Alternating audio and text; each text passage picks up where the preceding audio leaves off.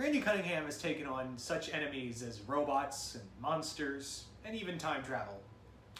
But today he faces his ultimate test, at the hands of the Shredder.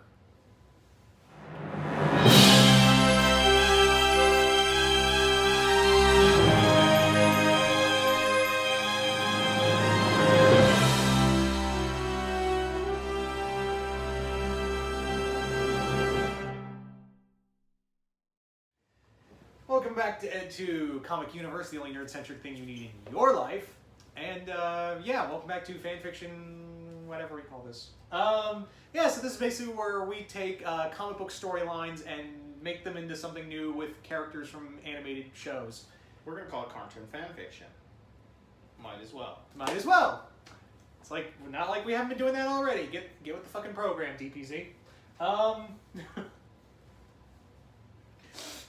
Oh, I love how we are sometimes. It's so like, let's wing it till we make it. Fake it till you make it. That's, hey, you just described my life in like 10 minutes. What? There was a text message. Oh, that's why I looked like a friggin' dopehead, like, I was reading a text message that popped up. Oh man, we're off to a great start, folks. Right. This is what you come here to see, us BSing this whole video. So anyway, yeah, so today we're going to be talking about a storyline, a Batman storyline. Very, very big. When I say big, like, how many issues was it in total? I don't even know. It was big. Nightfall. Yeah, we're going to be talking about a adaptation of Nightfall, and yeah. So the idea I had is that the main folks, this is Randy Cunningham from Randy Cunningham 9th Grade Ninja, who, he's a kid who, real quick, because I know this show is kind of cult following, he is a kid who is in the town of Norrisville every 4 years. For the past 800 years, this freshman every year is chosen to be the ninja.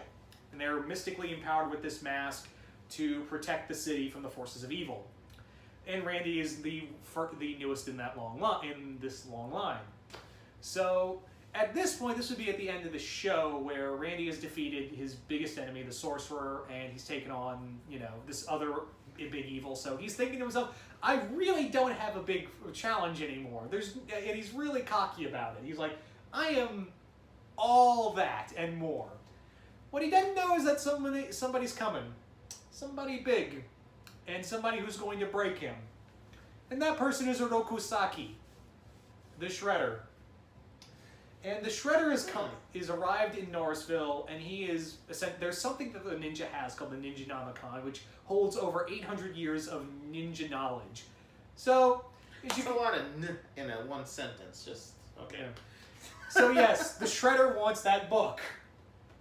But he realizes that, look, I am not going to bother fighting you, because fighting you head on is just going to be tiresome. So here's what I'm going to do. I am going to get a bunch of villains, not just my own guys. I'm going to round up all these other villains from other towns and cities and set them loose on Norrisville. You are going to be running the gauntlet 24/7. So he gets together all of these villains. He gets together, he gets the Gangrene Gang. He gets Fuzzy Lumpkins from Townsville. He gets Sedusa. He gets some of the villains from Amity Park, like Skulker, Ember, so, like, even some of the members of Cobra, like somebody, like he pays Zartan to go wreck some shit. You can jump in anytime. No, I do. After you start going, I get into it. Oh, I was like, keep it going, man. You got work going. You were being Silent Bob there for I'm just envisioning everything you're saying. You're building the world for me to play in. Yeah, so, yeah, Randy is like, all these villains are now just laying siege to Norrisville, and Randy's never fought that many villains. In fact, he's never really had a rogues gallery. The most he's had is robots and the occasional monster. Yeah. So he's now got to run the gauntlet against a bunch of villains who have years of experience fighting, you know, other heroes. Right. And he cannot stop. You know, Randy has got to go from, he cannot take the mask off for a second because he's one guy. It's not like with Batman who had like Robin and Huntress and a whole family. It's just him. Yeah. So he has got to run the whole gauntlet of all these heroes. Sounds interesting. And Shredder is just in the background like...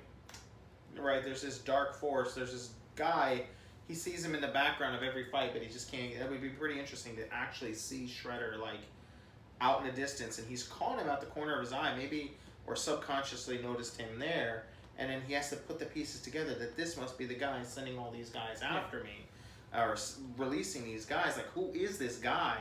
It would be really interesting to kind of see, and you can kind of take some liberties with it, you know, like, where did the turtles fall in? Do they have anything to do with it? Will they come to his aid? Will he have to go to them for assistance or help or knowledge? Yeah, well, I'd have it that the Shredder is like, I'm gonna bounce out of New York because I want this book so goddamn bad. So the turtles wouldn't be able to like go all the way there. They'd have to, you know, they got the shell, you know, they got the, you know, what's the name of the thing? I forget the shell razor. Oh my god, oh my god, come on, DPZ, get the fucking act. So they could, like, they'd have to be like, we gotta stay in New York because there's no way we could just drive all the way down to the city. Right, yeah, sure. So the Shredder is just, Randy's at the mercy of the Shredder and all of the villains he's gotten together. And so Randy is getting just worn out consistently, and it's, you know, in one night, he is just battered, beaten, he's, you know, he's tired, he's exhausted, and towards the end of it, and by the way, I had it that Shredder, like, he pieces it together. Like, he pieces out who this kid is. He's like, I thought the ninja was this 800, because the illusion is that it's supposed to be the same ninja. Right. Yeah. So, Shredder, that's why he didn't want to go head on with it. He's like, I'm not going to fight an 800-year-old dude. That dude's probably got a lot of experience, but, oh, it's a kid. Right. Exactly, just underestimating. And after putting him through the gauntlet on top of it, he would be like, I got this. Yeah. Like, he would piece it, it's like, I know how to get this kid. But first, like, towards, like, the penultimate fight before he goes to, Shredder confronts him, is that he would send Bebop, Rocksteady, and all the other mutants in his control, go take him, go beat him down one more time. So... Is Krang involved at all in your vision? Yeah, well, Krang, I think that would be the other reason of why the Turtles gotta stay, is Krang's still there. Okay. Yeah, so Baxter... Just seeing how he would react to a talking brain would be kind of funny, though. Oh, nasty! So yeah, so Bebop, Rocksteady, Baxter, Tiger Claw, if you want to add that, all the, Zever and Razar, all of these mutants just gang up on him. He manages to beat them. He's exhausted at this point. He just comes home, costume's all torn to shit. He's just like, I'm done. I'm so done today. I did all I could do. That's when, you know, Shredder knocks on the door like, sup? You wonder where your parents are? I've got them, I've knocked them out. I've taken care of them. You and me. All right, if you want your parents back, I want the book. Yeah, and he's like, I'm not doing that. And he's like, okay, take a shot. And Randy just throws that mask on, gets the shit kicked out of him big time, and... So does he get a blade to the stomach, or does he get his back broken? You gotta go with the back break. Okay. Like, the Shredder would be like, no, you're gonna live with this kid, because you... Shredder's that type of person. He's all about torture, so... Yeah. And plus, you'd be like, you made me spend all these resources, because I thought you were a bigger threat than this. So, you're gonna watch as I burn your city to the ground. So he's like, up you go. Just breaks his back, takes the book, off he goes. So, to reiterate, the city is now in siege by all these villains who are now like, well, shit, there's no guy fighting us. We don't have to go back to our cities. All right, we already got this one. Let's make the most of it. Let's make this our new town. Shredder's got the book. He's just got to find a way to open it first. You know, get all that knowledge because it's mystically empowered. So he's like, And Randy's done. His back's broke. His spirit's broke. So the mask, Shredder left it behind because he's like, you're not a threat to me anymore. So the mask realizes that Randy can't be used anymore. He cannot, he needs to heal. So it kind of sends out like this mystic signal. It needs a new, there needs to be a new ninja to protect Norrisville from all of these enemies. I did have a few ideas as to who could take up the mantle. who would you have, like, you know, who would the mask, like, you think could call out to? See, me at this point, this is where I would probably just, because I like crossovers, this is probably where I would start to introduce the Turtles or something to that effect. I know in your version you probably wouldn't have them there, but the Turtles are teenagers, they are ninja, so, I mean, maybe calling out to one of them, Leo, Raph, heck, Mikey would be kind of funny as well. And it would be kind of just interesting, or let's say he does get the book open, and now the Turtles are dealing with a whole new kind of Shredder, yeah. And then this is how, once we see the destruction of New York now, thanks to the Shredder, Randy is finally healed and has realized he can't give up being the ninja. He has to come back because Shredder is destroying the Turtles, and then that's when the forces get together to stop Shredder or something. Yeah. Maybe that's something how I would do it. Yeah. Now, like, that's just me. Yeah, but like to add to, like, so again we have Night Quest in the middle of it, like the new ninja to protect the city is like, it could be Raph. You know, it's got some with a little more violence in them. You know, would be. I mean, Raph would be a perfect candidate. Just off the top of my head, I can't really. What about? I mean, well, he's not really a ninja, or involved in anything like that. But like, someone the likes of Kevin 11, type of thing. Yeah. So, you know, just someone who just has that anger in him, to kind of deal out more severe punishment, just to kind of go along the line of Azrael, if you will. So that would be kind of interesting. I can't think of anyone really off the top of my head other than Raph and him and Kevin that really fit that. There's an anger inside of them, but so Randy, at this point, like, I don't want to be I just got my ass royally handed to me and my back's broke. Right.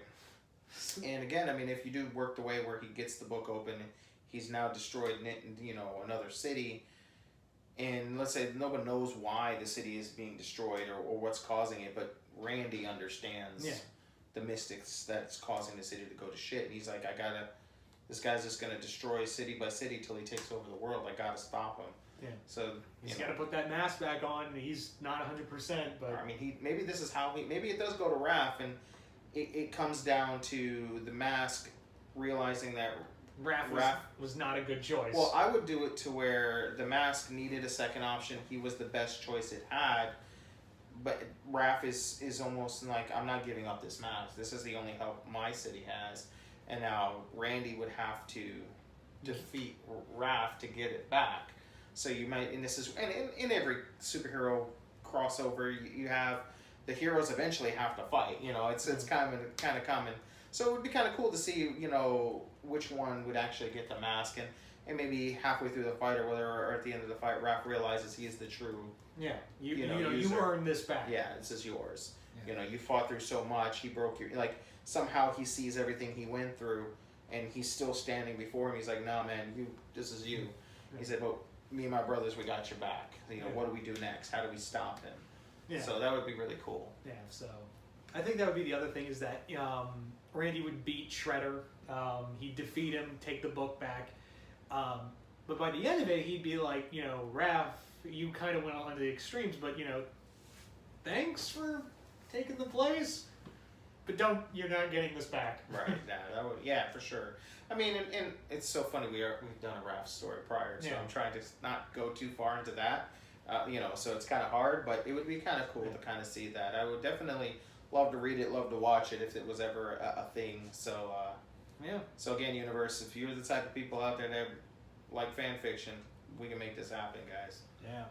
So I guess let's. So for our next one, I've got just the one because this one's going to either make or break this whole situation. And we've been mostly doing good stories, right? Civil War excluded. But we've made that one work. I think it's time we tried something a little different on the shitty side. Okay. Something from Marvel. Okay. Something that went on too long and nearly broke a whole franchise. Okay. Can you guess what it is? Give it to us. It's a saga of sorts. A clone saga. Oh, God. Probably the worst superhero story ever told. And we're going to try to make this work? All right. Nothing ventured, nothing gained. Challenge accepted, universe. So, guys, with the current Nightfall, how do you guys see it playing out? What are some of the fights that you would hope to see? Who would you put up against the 9th grade ninja? And how do you see it ending? You know, how does the final blow take place? Would you give him the blade or would you break his back? Let us know in the comments below, guys. And until next time, we'll see you in the universe.